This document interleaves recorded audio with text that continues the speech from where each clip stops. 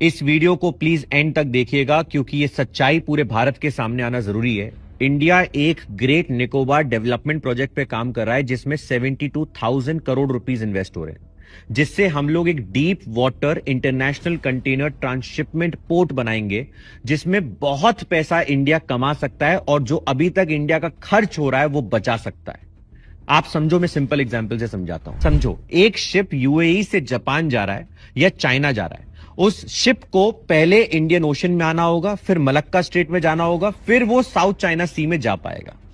India का ही समझ लो कोई सामान है जिसको जापान जाना है, तो पहले चेन्नई से वो फीडर शिप में जाएगा, उसके बाद वो कोलंबो, मलेशिया या सिंगापुर जाएगा और वहां से हम लोग उसे साउथ चाइना सी में ले जा पाएंगे।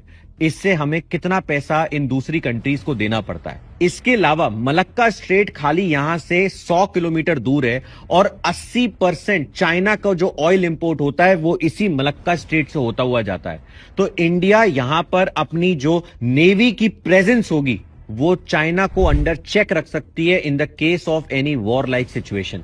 तो चाइना भी हमेशा मलक्का स्ट्रेट को एक डिलेमा सिचुएशन कहता है क्योंकि उसके पास भी इसका कोई सोल्यूशन नहीं है। तो आप समझ पा रहे होंगे कि इंडिया के लिए ये इकोनॉमिकली, सिक्योरिटी लेवल पर हर तरीके से प्रोजेक्ट इंपॉर्टेंट है। बट इसमें एक ट्विस्ट आता है। सोनिया गांधी जी एक हिंदू में आर्टिकल लिखती हैं कि ये जो प्रोजेक्ट है ये एक बहुत बड़ा इशू है, लीगल इशू बन जाएगा, ट्राइब्स को इशू आएगा, पेड़ काटे जाएंगे। और राहुल गांधी जी भी इसको एक ग्रेव मिस एडवेंचर कहते हैं। बट कहां से? वो लांग वाकी आइलैंड मलेशिया में थे जब उन्होंने ये बात बोली। और सोचो, लांग वाकी ईस्ट साइड पर है, निकोबार वेस्ट साइड पर है और इस पर्टिकुलर प्रोजेक्ट से मलेशिया को भी नुकसान होगा और वो मलेशिया से ही ये बात बोल रहे हैं। आप खुद सोच के देखिए, इंडिया की जनता पागल नहीं है, उसे समझ आ रहा है कि सोनिया गांधी जी आर्टिकल लिख रही है, राहुल गांधी जी रीट्वीट कर रहे हैं, out of nowhere vice president के इलेक्शन के टाइम पर वो लांगवाकी जा रहे हैं और अपनी सिक्योरिटी के बिना।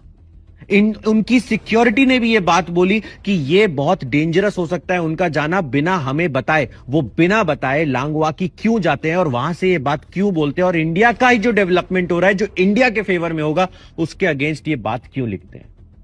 जब इतनी जगहों पे इतने पेड़ काटे जाते हैं तब याद नहीं आता किसी को। बट यहां पर इस प्रोजेक्ट का जिसकी वजह से इंडिया को बेनिफिट हो सकता है, ऐसे ही पोर्ट बना के सिंगापुर को बेनिफिट हुआ, बट नहीं। और ये बहुत डेंजरस चीज है और पूरे भारत को ये चीज जानना चाहिए और ग्रेट निकोबार डेवलपमेंट प्रोजेक्ट के साथ खड़ा होना चाहिए। जय हिंद, जय भारत।